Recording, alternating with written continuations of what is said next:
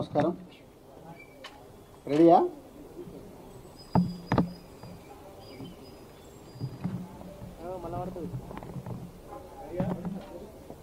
అందరికి నమస్కారం.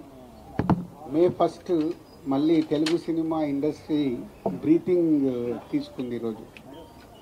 Last month అంతా సినిమాలు వస్తున్నాయి, జనాలు థియేటర్స్కి రావట్లేదు, ఏంటి సమ్మర్ అంతా అయిపోతుంది అనుకుంటున్న టైంలో చాలా థియేటర్లు సింగిల్ స్క్రీన్స్ ఏప్రిల్ నెలలో సినిమాలు లేక కొన్ని క్లోజ్ చేయడం కూడా జరిగింది ఏపీ తెలంగాణలో.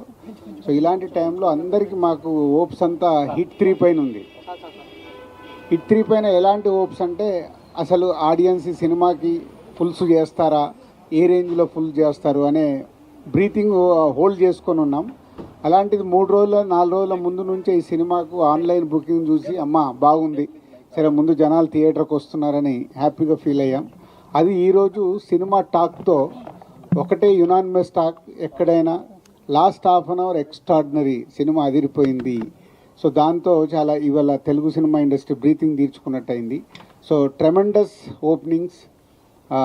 నానికి ఓవర్సీస్ దసరా హయ్యెస్ట్ ఉండే, ఇది క్రాస్ చేసేసింది. నానికి అక్కడ మళ్ళీ ఓవర్సీస్ హయ్యెస్ట్ గ్రాసర్ అయింది. అలాగే మేము ఇక్కడ తెలంగాణ కూడా ఎక్స్పెక్ట్ చేస్తున్నాం. సో హయ్యెస్ట్ కాబోతుంది నానిగే కెరియర్లో ఈ సినిమా డే 1 కలెక్షన్ అని. So very happy Nani, thank you very much. ప్రొడ్యూసర్గా సూపర్ హిట్ ఇచ్చావు, ఈరోజు ప్రొడ్యూసర్ కమ్ హీరోగా సూపర్ హిట్ ఇచ్చావు. అది శైలేష్కు కంటిన్యూ మీ కాంబినేషన్లో hit 1, hit 2, hit 3. So super hit.